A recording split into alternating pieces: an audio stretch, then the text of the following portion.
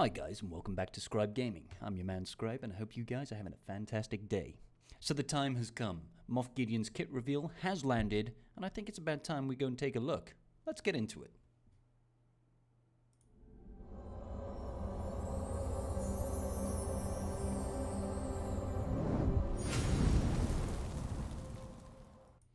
Now, I try not to be too bitter about this, but it is highly inconsiderate of CG to release kits at 1:30 in the morning at my time, so I don't have time to review it as it comes out.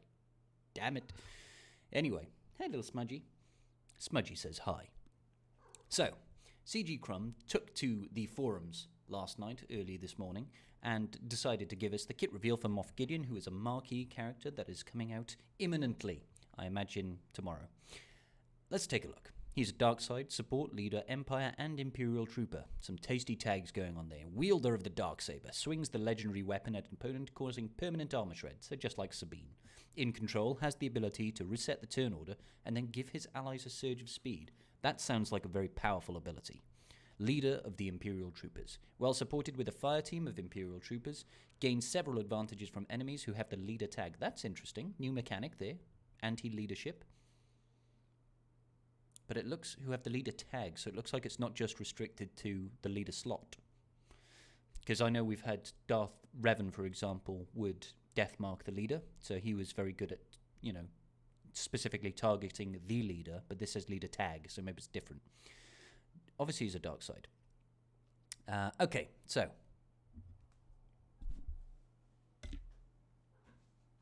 Smudgy.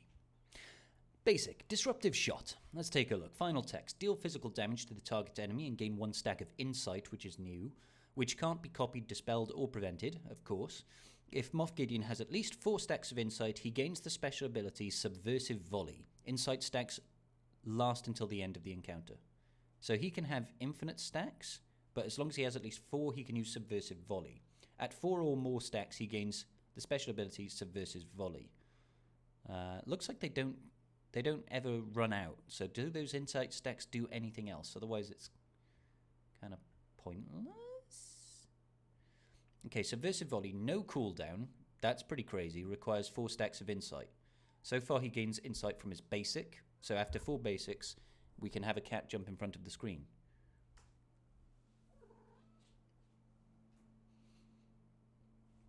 Okay, so I like the animation. The animation's pretty cool.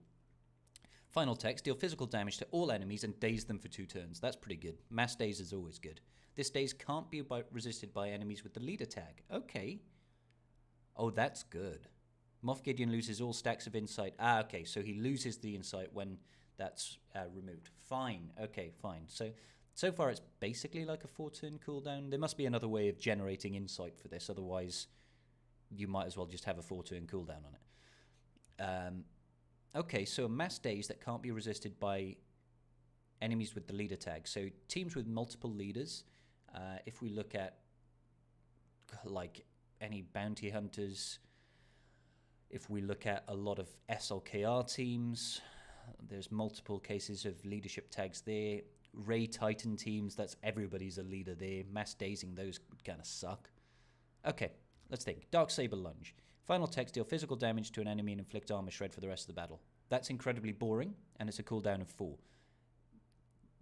Like, the animation is cool and everything, but it's a little bit uninspired.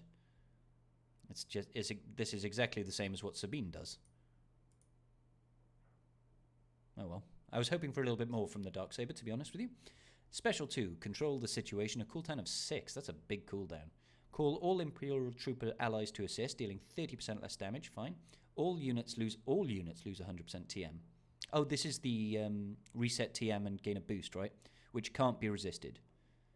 Then allies gain 25% turn meter. That's really powerful. Tank allies taunt for 2 turns. Attacker allies gain 50% offense and support gain 100% protection up. That is incredibly powerful.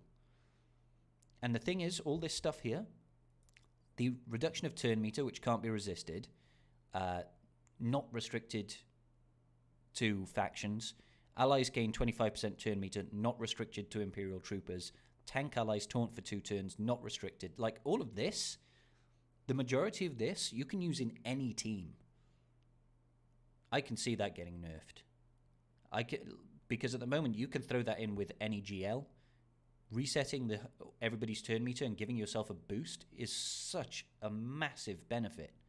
That is huge. And look at all that, 50% offense for 2 turns is still really powerful. And you can force a taunt.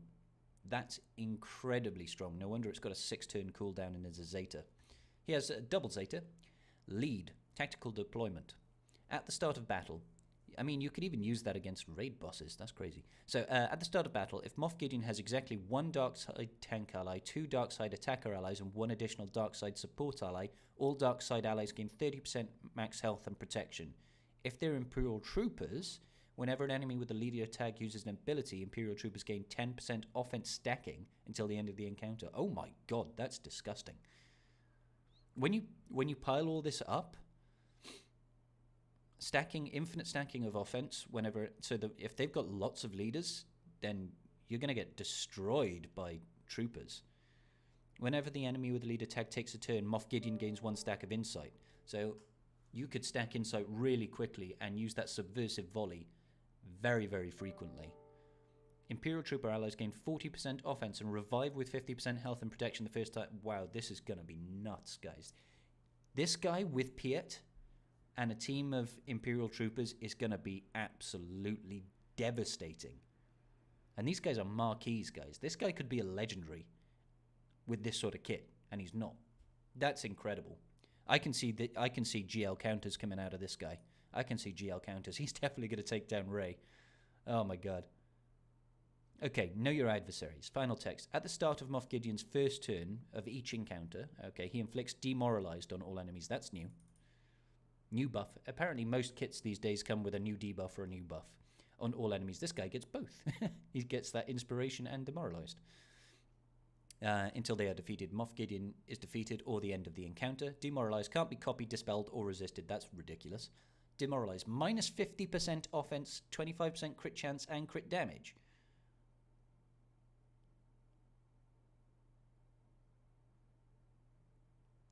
So you come in, you halve the opponent's offense, crit chance, and crit damage, and they can't get rid of it until he's dead, and he'll revive if he's got that Zeta on his leader, I assume.